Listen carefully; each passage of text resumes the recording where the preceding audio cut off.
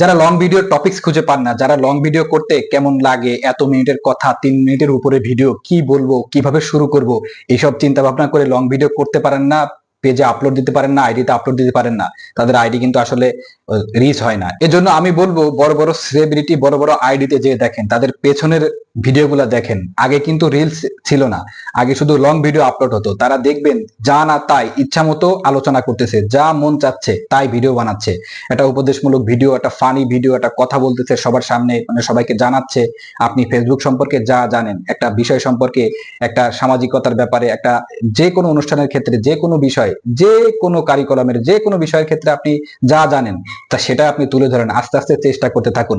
আমি অনেক বড় বড় আইডিতে দেখছি তাদের আগের ভিডিওগুলো তারা কথাও বলতে পারে না, মানে কথা বলার ইও নাই, মানে স্কোপই পায় না, কি বলবে তাই জানে না, কি টিপস দিবে তাও জানে না, কিন্তু আজ তারা সফল। তারা ভিডিও বানাইছে, ভিডিও আপলোড দিচ্ছে, তারা রিলস, তারপরে রিলসের সুবিধা আইছে, রিলস ভিডিও দিছে, লং ভিডিও দিছে, স্ট্যাটাস দিছে, যা ইচ্ছা যা মনে হয়েছে যে এটা সঠিক তার কাছে, সে কিন্তু সেটা আপলোড দিছে এবং সেটা স্ট্যাটাস লিখছে, ফটো পোস্ট করছে, যেভাবেই হোক। ছোট ক্যামেরা, অল্প মানে ভালো ক্যামেরা না, ছোট মোবাইল, ভালো মোবাইল না, তাতে কি, সব ওটা দিয়ে কিন্তু তারা শুরু করছে লং ভিডিও সবকিছুই। অতএব আমাদের কিন্তু এটা মাথায় রাখতে হবে, কি বলবো না বলবো ওটা কোনো বড় ব্যাপার না। বড় ব্যাপার হচ্ছে আপনি ভিডিওটা তৈরি করেন, এডিটটা ভালোভাবে শিখেন এবং টপিকস গুলা শিখতে থাকেন, অন্যের ভিডিও দেখতে থাকেন, অন্যের ভিডিও যান, সবকিছু দেখেন, বুঝেন, শিখেন, আস্তে আস্তে সবকিছু হয়ে যাবে।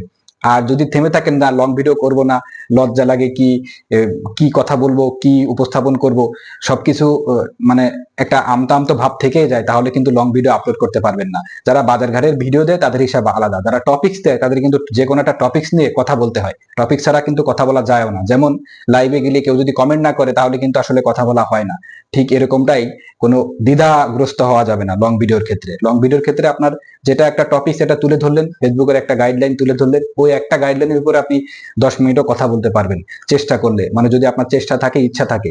আর যদি মনে হয় না টপিকস বাদ দিয়ে, মানে টপিকস তুলে ধরার মাধ্যমে এমনি আলোচনা করলাম, ফেসবুকের সকল সকল গাইডলাইন মিলে, গাইডলাইন কি, গাইডলাইনের বিষয়গুলা কি করলে কি হয়, কেন কমেন্ট ব্লক খায়, সবকিছু এভরিথিং নিয়ে যদি আপনি আলোচনা করেন ভিডিওতে এসে, তাহলে কিন্তু আপনার একটা লং ভিডিও তৈরি হয়ে যায়। আসলে এই দ্বিধাগুলাতে আমিও ছিলাম, এখন আর এই দ্বিধাগুলোতে থাকবো না, চেষ্টা করব। কারণ আগে রিলসের চাইতে এখন কিন্তু শুনতেছি যে ইনকাম এবং রিচ সবকিছু লং ভিডিওতে বেশি। তাই লং ভিডিও নিয়মিত আপলোড দিতে হবে, নিয়মিত তৈরি করতে হবে এবং সবার মাঝে নিজেকে প্রকাশ করতে হবে, নিজের আইডিটাকে তুলে ধরতে হবে, এটা লং ভিডিওর মাধ্যমে। এটাই কিন্তু সঠিক। এজন্য বলবো কাজ করে যান, ভিডিও বানানো শুরু করেন, ভিডিওতে কথা বলা শুরু করেন, এমনিতে হয়ে যাবে ইনশাআল্লাহ। অতএব সবাই যে কোনো চিন্তা, যে কোনো পেইন মাথা থেকে ঝেড়ে ফেলে দিয়ে সুন্দর করে নতুন করে ভিডিও তৈরি করতে থাকুন, ভিডিও আপলোড দিতে থাকুন, দেখবেন এমনিতে সবকিছু হয়ে যাবে। সাকসেস আপনিও হবেন, আমিও হব, যারা হয়েছে আমরা ইনশাল্লাহ পারবো। ইনশাল্লাহ অবশ্যই আমরা সাকসেস হতে পারবো ভিডিও তৈরি করার মাধ্যমে, ভিডিও দেওয়ার মাধ্যমে, ফেসবুকের সঠিক গাইডলাইন মানার কারণে, মেনে যদি কাজ করতে পারি।